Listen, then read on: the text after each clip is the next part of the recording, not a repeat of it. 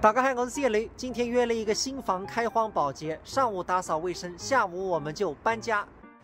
以后早上起床就是在这里了。哟，阿姨，你们已经到了。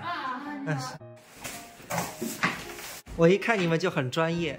我整个屋子都是很脏的，跟你们说一下。就是我们软装结束之后还没有拖过地。我们看看这个马桶。揽月阁这个房子21年就开始卖了，所以已经精装完成很久了，全部都是这种陈年污垢，不请专业的人根本搞不干净。开荒保洁是15块一个平方，角角落落全部帮你搞干净。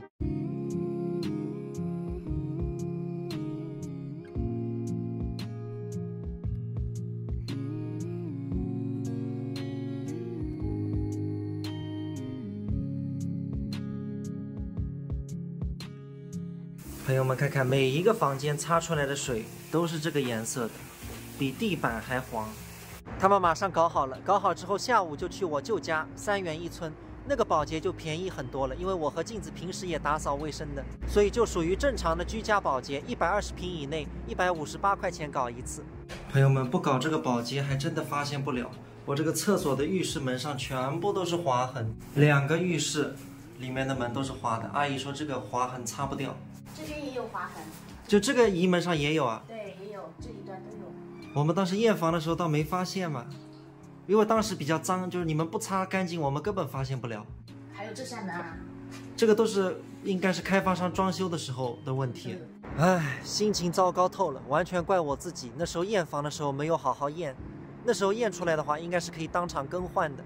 但是也没办法，验房的时候它上面一层灰，根本看不出有划痕。我刚刚已经和物业反映了，物业说可能只能派师傅过来磨掉。所以朋友们，这个你们验房的时候，或者你们买新房的时候，一定要仔细去看一看，是不是又发现什么问题了？就是可能被别人，是不是墙纸破了？墙纸没有破，可能是别人脚踢的，上面有点。那这个能擦干净吗？应该可以，等会再用别的部分擦2遍。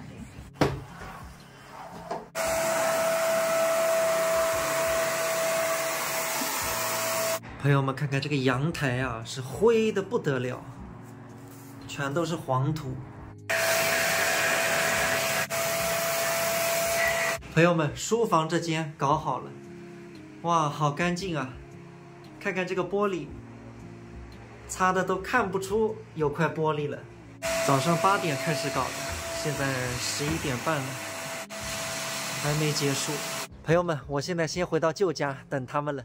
这个开荒保洁15块一个平方也不是那么好赚的，预计可能要4个半小时。我现在在3元等他们了。还有个朋友们，给张视频再带给大家，这位。